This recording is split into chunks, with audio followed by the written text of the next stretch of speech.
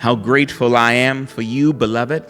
Thank you for joining us on this Palm Sunday. Let's pray together. Bless, dear God, this very time together. We have come together virtually because we need to hear from you. Speak afresh to us. Allow your preached word and allow your sung word to minister to us even in this time. Bless this time of worship to the end that it would be a sweet smelling fragrance in your nostrils. Through Jesus Christ our Lord. Amen.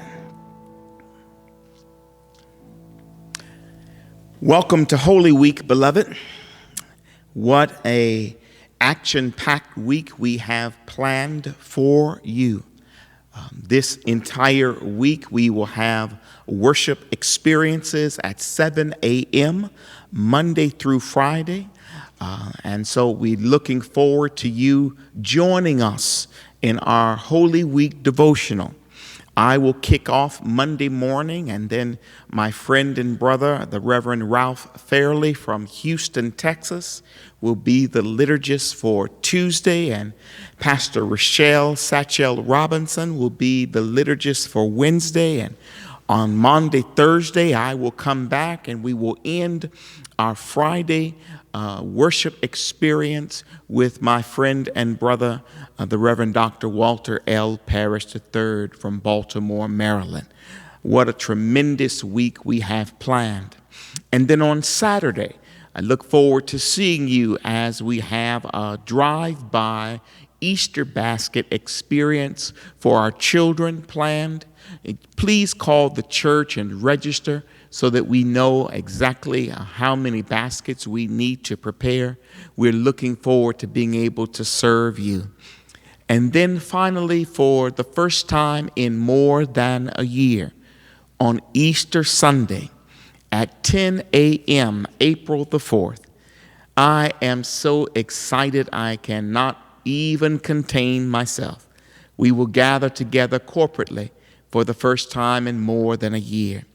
I look forward to worshiping corporately as we gather together at 10 a.m. So much has been done to prepare the sanctuary so that it is a safe place for our worship together. We have improved our ventilation. We've had all kinds of cleaning and sanitization done. We will enforce social distance or physical distancing so that we will be able to worship together. We are attempting to dot every I and cross every T so that you will feel safe in this place. Thank you for more than a year. You have been so faithful. Thank you for attending your church school classes virtually, for attending meetings virtually, for showing up and being there when you have been called upon. Thank you for checking on one another.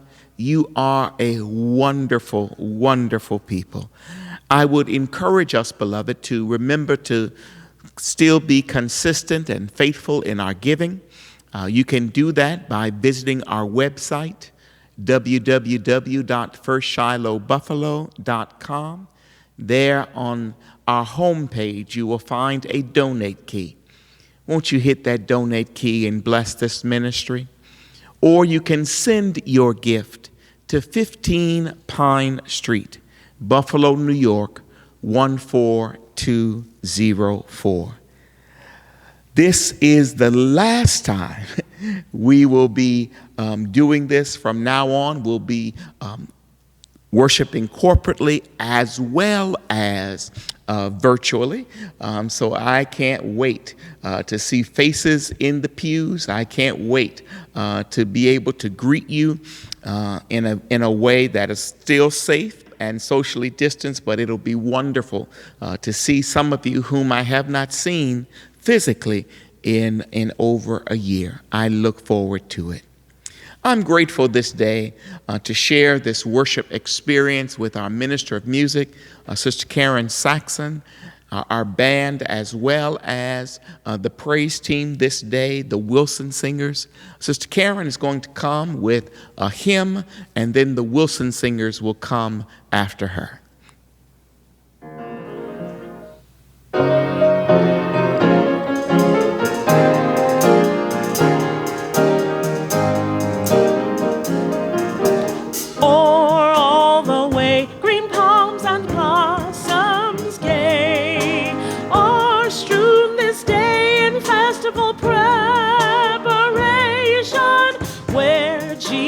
Comes to wipe our tears away. E'en now the throng to welcome him prepare. Join, sing his name divine. Let every voice resound with united acclamation. Hosanna, praise be the Lord. Bless him who cometh to bring us salvation.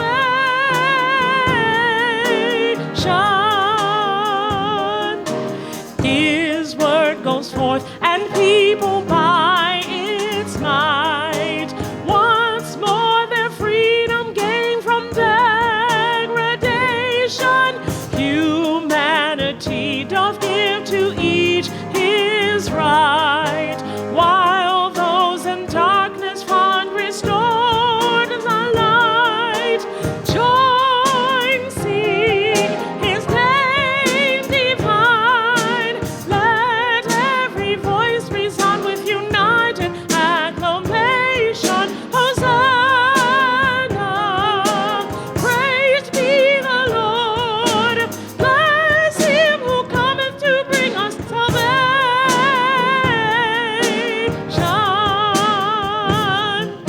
Sing and rejoice, oh bless Jerusalem. Of all the songs, sing the emancipation. Through boundless love, the Christ of Bethlehem brings forth a hope to thee forevermore. Join, sing his name divine. Let every voice resound with united acclamation. Hosanna, praise be the Lord. Bless him who cometh to bring us salvation.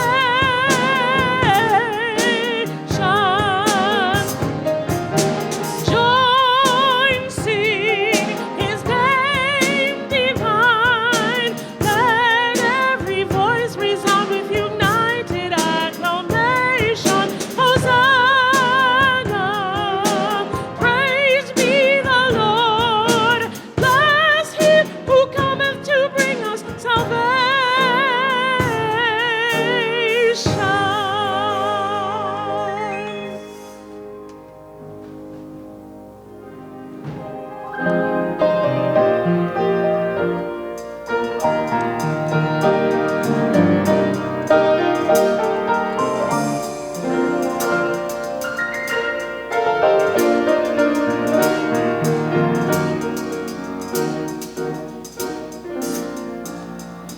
It's through his blood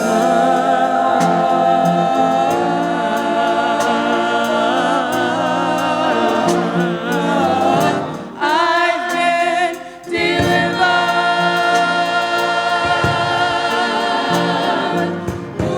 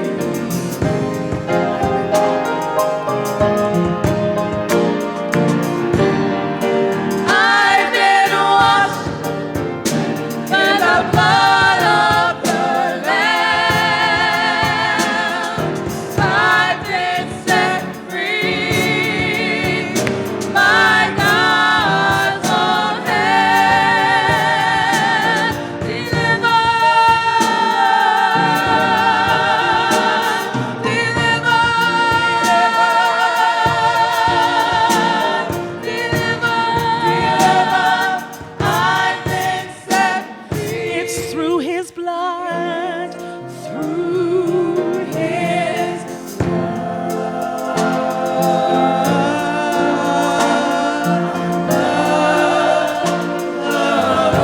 I've been delivered.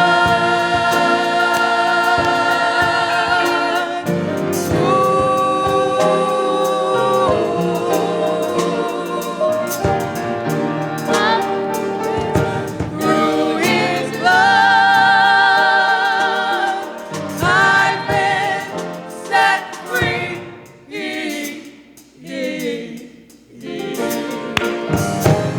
Oh, I've been washed. I've been washed in the blood of the Lamb. And I've been set free. I've been set free by God's own hand. I've been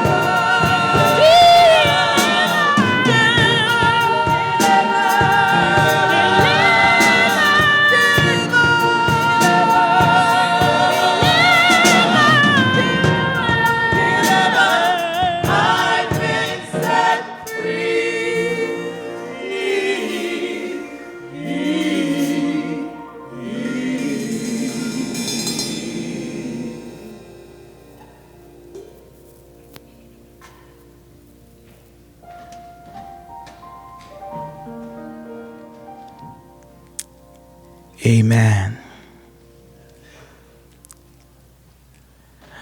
I encourage you, beloved, to get your Bibles or your devices or whatever you are using this day to follow along.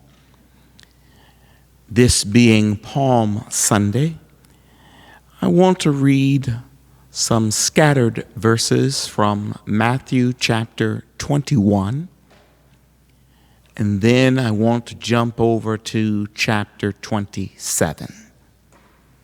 Matthew chapter 21. I want to read verses 1 and 2 and then skip down to verse 6 and then go to Matthew chapter 27. Listen for the word of our God. As they approached Jerusalem and came to Bethphage on the Mount of Olives, Jesus sent 2 disciples, saying to them, "Go to the village ahead of you, and at once you will find a donkey tied there, with her colt by her. Untie them and bring them to me." And then let's skip down to verse 6. The disciples went and did as Jesus had instructed them. They brought the donkey and the colt and placed their cloaks on them for Jesus to sit on. A very large crowd spread their cloaks on the road, while others cut branches from the trees and spread them on the road. The crowds that went ahead of him and those that followed shouted, "Hosanna to the Son of David. Blessed is he who comes in the name of the Lord. Hosanna in the highest heaven." Now, beloved, turn a little further to chapter 27. Matthew chapter 27. I want to begin at verse 15. Now, it was the governor's custom at the festival to release a prisoner chosen by the crowd. At that time, they had a well-known prisoner whose name was Barabbas. So when the crowd had gathered, Pilate asked them, "Which one do you want me to release to you? Jesus or Barabbas? Jesus Barabbas or Jesus who is called the Messiah?" Skip down to verse 20. But the chief priests and the elders persuaded the crowd to ask for Barabbas and to have Jesus executed. "Which of the two do you want me to release to you?" asked the governor. "Barabbas," they answered. "What shall I do then with Jesus who is called the Messiah?" Pilate asked. They all answered, "Crucify him." "Why? What crime has he committed?" asked Pilate. But they shouted the louder, "Crucify him." The word of our God for the people of God. Thanks be to God. Just for a little while this morning, I want to talk around this subject. Hail him, nail him. Hail him, nail him. Jesus is making his triumphal entry into the city of Jerusalem. It's such a remarkable event that all four of the Gospels record this happening. Up until now, Jesus has really withdrawn himself. Jesus has tried to lay low from public notice. He retires to the wilderness. He doesn't want to draw any attention on himself. He avoids anything that hints at public display. Listen to what the Bible says in Matthew chapter 12. He did not cry, nor strive, nor cause his voice to be heard in the streets. Listen to Matthew 16. He charged his disciples that they should not tell anyone that he was Jesus the Christ.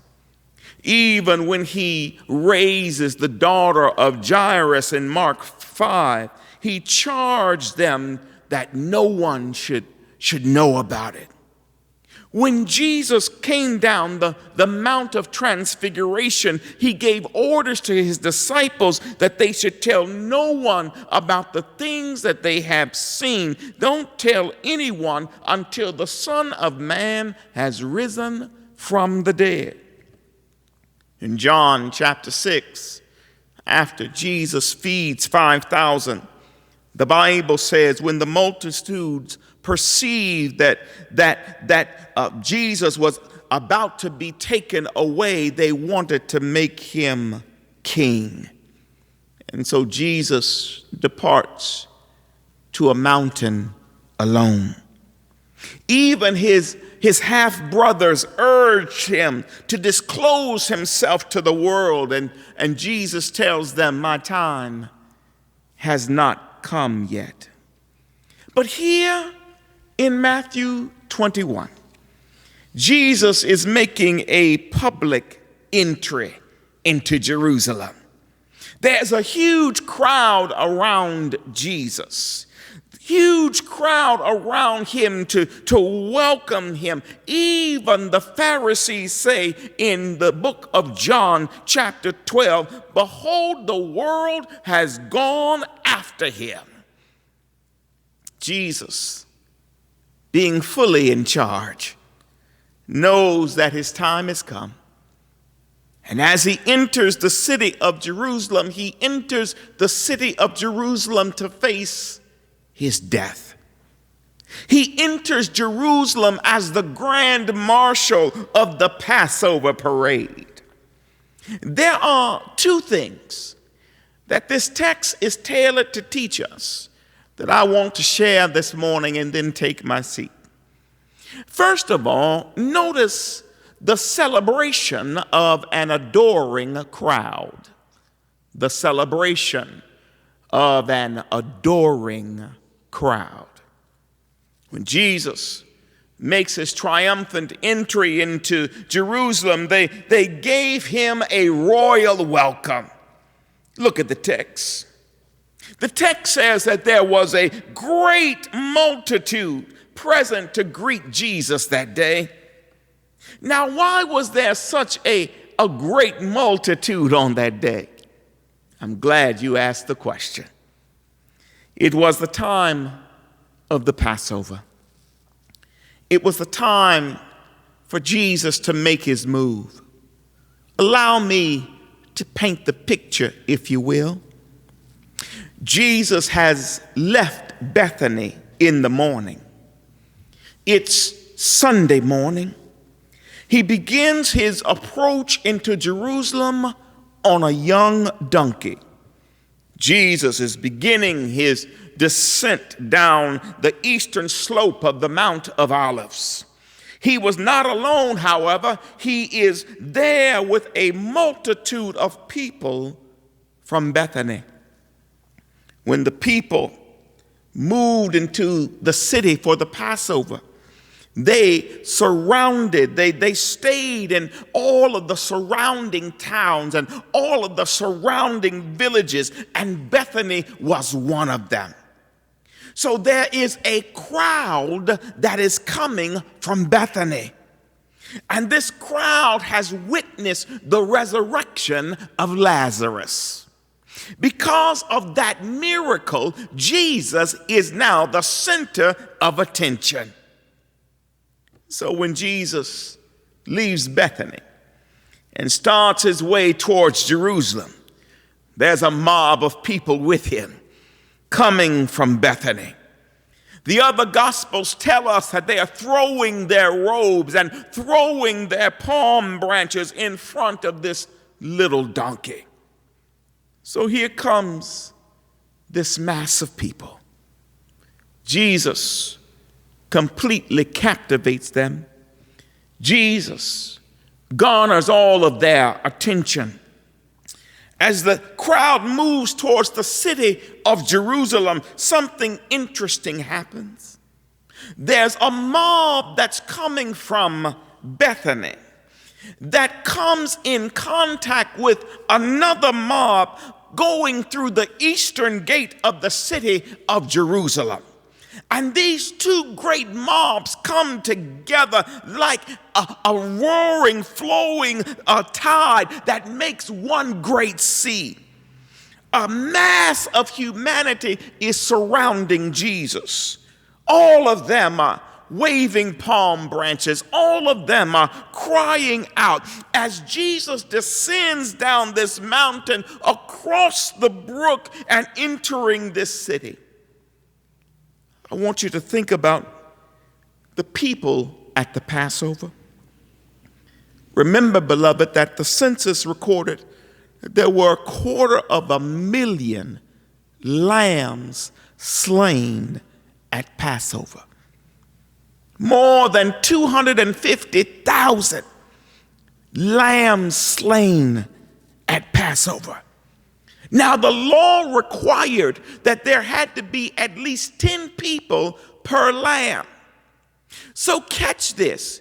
There are more than 2.5 million people. And that's a conservative estimate. Tens and tens and tens of thousands of people were hailing Jesus. And this was not just any group of people. This was a group of praying people.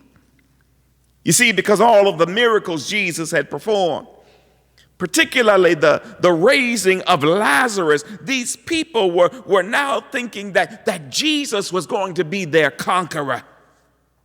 And so they grabbed palm branches. They immediately began to think of Jesus as the one who will save their nation. They're not saying hail him to a spiritual Messiah. They're saying hail him to a political deliverer.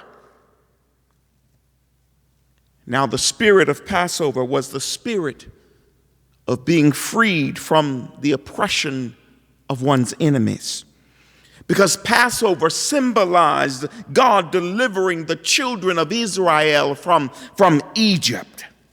So the people were ready for another deliverer. They wanted somebody to lead them and liberate them from the Romans. And when the people heard what Jesus had done for Lazarus, they thought, this is the man. He must be the one.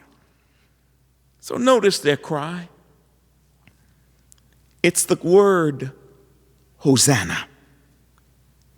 The word simply means save now. It's not much as a praise, but it's more of a prayer. I said this was a praying people. They were saying, oh, great Jesus, oh, Jesus, our conqueror, King of Israel, save us now. Unfortunately, they're not talking about spiritual salvation. They're talking about a political revolution. But they're still voicing a prayer. You see, beloved, prayer is that which connects us with our heavenly power.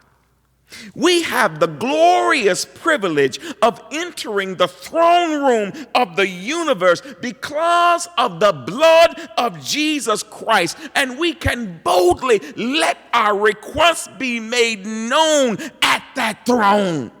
And God gives mighty responses to our prayers. The people in the text were praying. They were crying, Hosanna. They were pleading, save now. Not only was this a praying people, but this was a praising people. Look at the text. Hosanna to the Son of David. Blessed is he who comes in the name of the Lord. Hosanna in the highest. This phrase is taken from the Psalms, particularly that section of the Psalms between Psalm 113 and 118. Now, beloved, when I talk about praising God, I'm not talking about being a spiritual cheerleader for God. I'm not talking about having some kind of physical demonstration that will indicate that you're on some kind of emotional high in worship. Praise is an attitude. You can praise God by the way you live. You can praise God by the way you pray. You can praise God by the way you give. You can praise God by the way you sing. You can praise God by the way you work. You can praise God by the way you witness. By the way, as Jesus is coming into the city of Jerusalem, and the people are voicing their praises, some of the Pharisees cry out to Jesus in the Staples translation. It don't take all that. They say, "Teacher, rebuke your disciples. But you remember what Jesus says in Luke 19:40? He says, if these should hold their peace, the stones will cry out. Listen, beloved, God is going to get praise whether he gets it from you or not. The Bible says the mountains and the hills will break forth into singing, and all of the trees of the fields will clap their hands. The Lord is going to get praise whether he gets it from animate objects or inanimate objects. The Bible says, let everything that has breath praise the Lord. I want to suggest to you this morning, you ought to try praising God. It'll make God real in your life. It'll bring you great joy. You ought to try praising God. It's a beautiful antidote for anxiety and fear. Praising God extends the blessings in your life. Praising God will help the troubles in your life to end. You ought to try praising God. So we've seen the people of the Passover. We've seen the prayers of the Passover. We've seen the praise of the Passover. But lastly, I want us to see the problem of the people. There was a problem on that day. The problem was that the crowd was fickle. You see, they were interested in a political leader and not a spiritual kingdom. Look at verse 8. In verse 8, we're told that there a great multitude spread their clothes on the road. Others cut down branches from the trees and spread them on the road. And the multitudes went before, and those who followed cried out, saying, Hosanna to the Son of David. Blessed is he who comes in the name of the Lord. They were shouting, hail him, hail him, hail him. But Jesus knew in 5 days they'd be crying, nail him, nail him, nail him. You see, every time somebody cries Hosanna, it must literally hurt Jesus. Because Jesus knew of their political intent. He knew that they would soon be saying, away with him. We will not have this man rule over us. It was a fickle crowd. In the parallel passage in Luke, we're told that when Jesus came near the city, when he beheld the city, he wept over it. I believe, beloved, that Jesus weeps over our fickleness and our faithlessness. I believe that Jesus weeps when he hears our hosannas, but he sees our hypocrisy. If Jesus were here this morning, he would weep over the spiritual condition of many of us. Every time we curse, every time we tell a lie, every time we cheat, every time we are puffed up with pride, every time we lose our temper, every time we let an opportunity to witness go by, Jesus weeps over us. That's one reason why we ought to be sold out for Jesus. One reason why we ought not be a hypocrite. The problem in the text is that the crowd was fickle. They were shouting, crown him one day and crucify him the next. This was the problem. There was the celebration of an adoring crowd. But then lastly, lest I keep you too long, there is the choice of an angry crowd. In Matthew chapter 27, this same crowd is gathered 5 days later. It's a schizophrenic crowd. The attitude is different. The outlook is different. In verse 15, we're told that the feast of the governor was going on, and it was the custom at the feast of the governor to release a prisoner, the prisoner of the choice of the people. You see, the Passover was celebrated to commemorate the deliverance of Israel from the slavery of Egypt. So every year at the feast of the Passover, one prisoner was released from captivity to remind the people that there was a time when God delivered their forefathers. God delivered them from Egypt. So it was the custom of the Jews to release one prisoner during the feast. Not only do I want you to look at the custom of the Jews, but I want us to see the compromise of Pilate. Although Jesus is dressed in robes of mockery, and although he's crowned with a crown of thorns, and although the blood is streaming down his face, Pilate is captivated by Jesus. Pilate's efforts to get out of crucifying Jesus really is a pitiful story. You see, Pilate really doesn't want to crucify Jesus. He carried his appeal from the Jewish rulers to Herod, and then from Herod back to the Jewish rulers, and then he went from the Jewish rulers to the multitudes. And when the multitudes turned against Jesus, Pilate tried to appeal to their pity. He said, maybe we could just have Jesus scourged. Maybe we could just beat him. He hoped that would satisfy the crowd. Maybe if we could just have a partial punishment, not require him to go all the way to crucifixion. But Pilate was weak. Pilate had no backbone.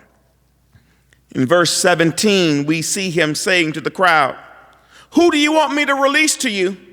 Barabbas or Jesus, who is called the Christ?" There's the custom of the Jews. There's the compromise of Pilate. But lastly, there's the conspiracy of the religious leaders. Look at verse 20. Obviously, the chief priest and the elders had conspired against Jesus.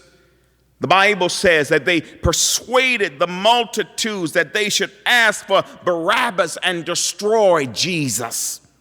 The religious leaders were intimidated by Jesus. Their old and cold form of religion was crumbling under the revolution of his grace and love. I can see the priest and the elders working the crowd now, walking among the people, urging them to call for the release of Barabbas and for the death of Jesus. And finally, we see the cry of this crowd. In response to what Pilate had said, the Bible says, "Then what then shall I do with Jesus, who is called the Christ?" And the crowd cried out, "Let him be crucified. Let him be crucified." I want to suggest this morning, beloved, that your name and my name was on that cross. Were you there when they crucified my Lord? Yes, you were there, and I was there too. We were there among the people that cried, "Crown him." And we were there among the people that cried, crucify him. We were there among those that cried, hail him. And we were there among those who cried, nail him. We helped to make the cross upon which Jesus died. Our names are on that cross. But thanks be to God, Jesus took the cross that was meant for us. He took the crown of thorns that was meant for us. He took the nails that were meant for us. He took the death that was meant for us. The Bible says, for he hath made him to be sin for us who knew no sin, that we might be made the righteousness of God in him. He died for us. He did it for us. If you were the only person in the world, Jesus would have died for you. Just for me. Just for me. Jesus came and did it just for me. Let us pray together.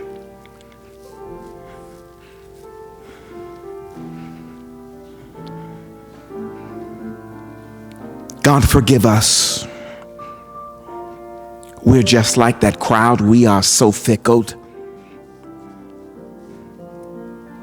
One day we cry, hail him, and the next we cry, nail him.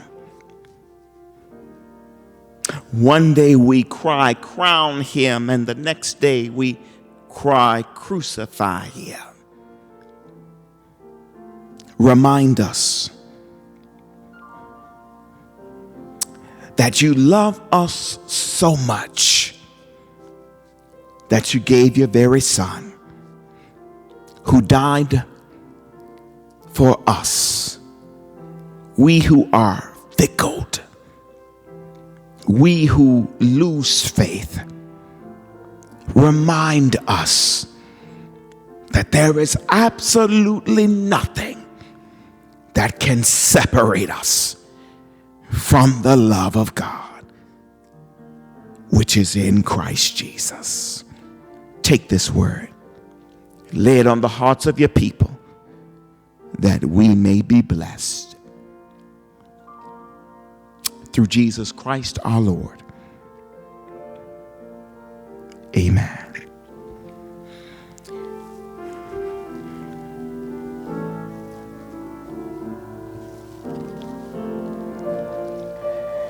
In 1 week,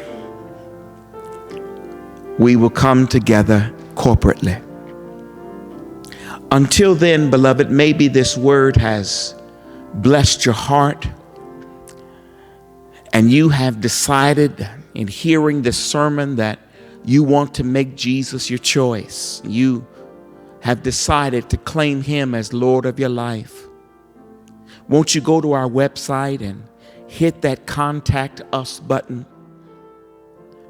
Our ministerium, our deacons will reach out to you and share with you how you can be a disciple of the Lord Jesus Christ.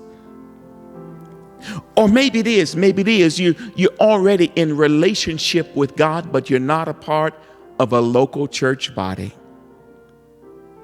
I encourage you, on Easter Sunday morning, April the 4th, at 10 a.m., won't you come and join us as we physically congregate together?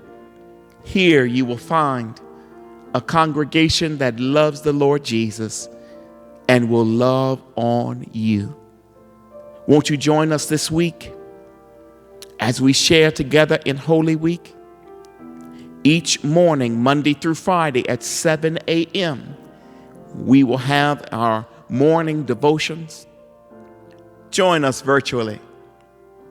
And then on Saturday, we'll have a drive-by experience for our children.